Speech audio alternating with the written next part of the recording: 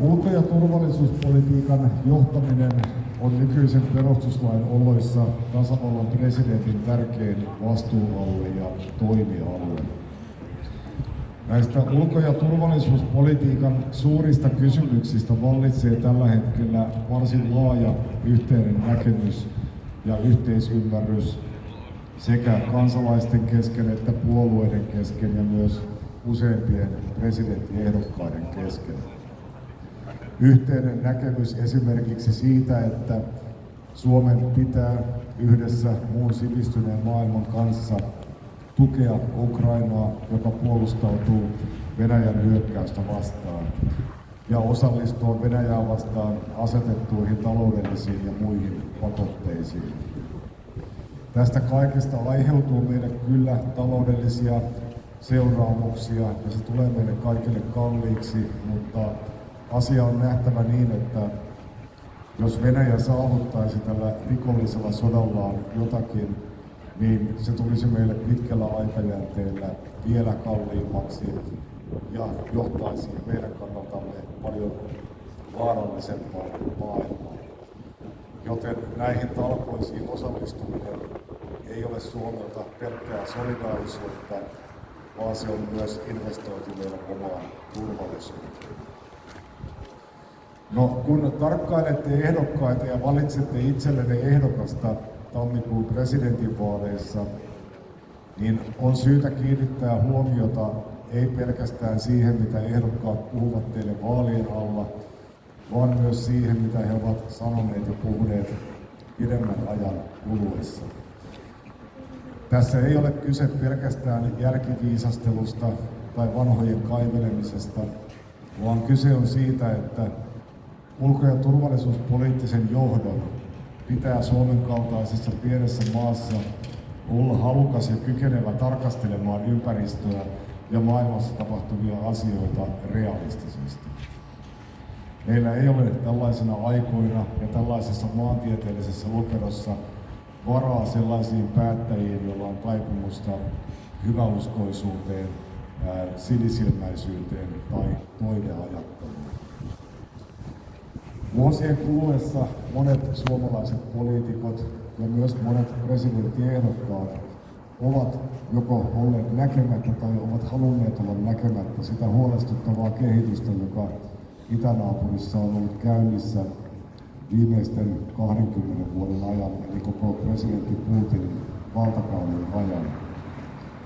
Monet ovat suhtautuneet hyvin sinisilmäisesti esimerkiksi viisumikysymyksiin, ajaneet viisumivapautta venäläisten kanssa tai kaksoiskansalaisten päästämistä turvallisuuden kannalta korkeisiin virkoihin, venäläisten oikeutta hankkia vapaasti maata ja kiinteistöjä Suomesta. Ja ennen kaikkea monet ovat edistäneet Suomen ja koko Euroopan riippuvuutta venäläisestä öljystä ja kaasusta. Ja näiden virhearvioiden seurauksia maksetaan tällä hetkellä kalliisti sekä meillä että muualla Euroopassa.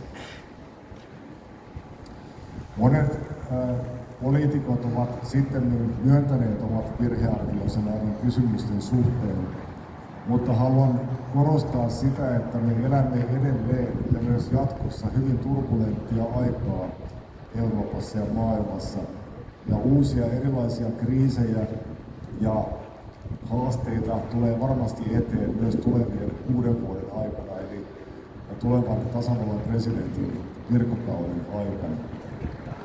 Yhtenä esimerkkinä voidaan mainita Kiina ja siihen liittyvät ongelmat. Me olemme täysin riippuvaisia kiinalaisesta teollisesta tuotannosta. Tai Lähi-Itä ja Afrikka, joissa muhii parhaillaan uusi siirtolaispolvi. Toistan sen, mitä sanoin aiemmin. Meillä ei ole varaa sellaisiin päättäjiin, joilla on taipumusta hyväuskoisuuteen, sinisilmäisyyteen tai ideologiseen sokeuteen. Ulko- ja turvallisuuspoliittisten kysymysten lisäksi presidentillä on tärkeä rooli niin sanottuna arvojohtajana, eli eräänlaisena ylimpänä kansalaiskeskustelijana. Presidentin oikeus ja velvollisuuskin on nostaa keskusteluun kansakunnan kannalta tärkeitä ja suuria kysymyksiä, myös ja varsinkin silloin, kun muut ja esimerkiksi media ovat haluttomia käsittelemään niitä aiheita. Oman presidentinvaalikampanjani teemana on turvallinen tila. Olette varmasti törmänneet tähän sanapariin viimeisten vuosien aikana. Silloin kun vihervasemmisto tai vihervasemmistoa komppaava media puhuu turvallisesta tilasta, niin se tarkoittaa sitä, että tavallisen kansalaisen pitäisi olla jatkuvasti kieli keskellä suuta ja varoa sanojaan, jotta jokin todellinen tai kuviteltu herkkähipiäinen vähemmistö ei pahoittaisi mieltä. Minä taas ajattelen tämän asian niin, että Suomi on suomalaisten kotimaa ja Suomen pitää olla turvallinen tila ennen kaikkea tavallisille suomalaisille. Turvallisuutta on monenlaista. Voidaan puhua taloudellisesta turvallisuudesta, siitä, että Suomessa pitää olla mahdollista ja kannattavaa tehdä työtä, harjoittaa yritystoimintaa ja tulla toimeen omalla työllään. Tämä edellyttää sitä, että verotus ja elämisen ja asumisen kustannukset pidetään kurissa. Ja se taas edellyttää sitä, että verorahojen lapioiminen erilaisiin kankkulan kaivoihin lopetetaan sekä kotimaassa että ulkomailla. Vielä tärkeämpää on fyysinen turvallisuus.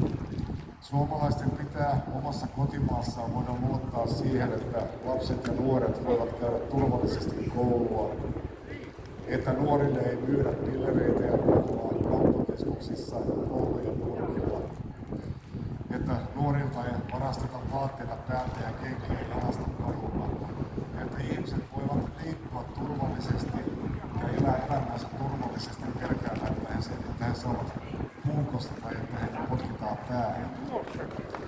Nämä ovat yhä tavallisempia ilmiöitä Suomessa, etenkin suurissa kaupungeissa, kuten Oulussa. Ja nämä ilmiöt liittyvät kiinteästi vastuuttomaan ja sinisilmäiseen maahanmuuttopolitiikkaan, jota on harjoitettu viimeisten 20-30 vuoden aikana. Ruotsista tulevat uutiset muistuttavat siitä, mikä meitä odottaa, jos näihin kysymyksiin ei suhtauduta vakavammin kuin aiemmin ja jos ei niitä lähestytä aivan erilaisilla otteilla kuin tähän asti. Hyvät kansalaiset, nämä ovat turvallisen tilan kannalta paljon oleellisempia kysymyksiä kuin se, että joku sanoo rumasti sosiaalisessa mediassa. Ja nämä ovat niitä aiheita, joita minä aion pitää esillä sekä presidentinvaalikampanjassa että siinä tapauksessa, että tulen valituksi tähän tehtävään. Vaalit ovat tosiaan muutaman kuukauden kuluttua. Tarkkailkaa ja kuunnelkaa ehdokkaita ja katsokaa, mitä he ovat tehneet ja sanoneet myös aiemmin poliittisen uransa aikana, koska on hyvin todennäköistä, että presidenttinä he tulisivat sanomaan ja tekemään tismalleen sitä samaa asiaa. Me perussuomalaiset olemme konservatiivinen ja isänmaallinen vaihtoehto. Muistakaa käydä äänestämässä.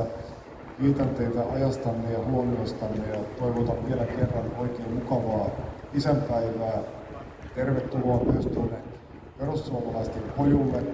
Siellä on myös vaalipiirin oma kansanedustaja Minna Simula ja sitten siellä on erilaista vaaleihin liittyvää propagandamateriaalia jaossa. Kiitoksia.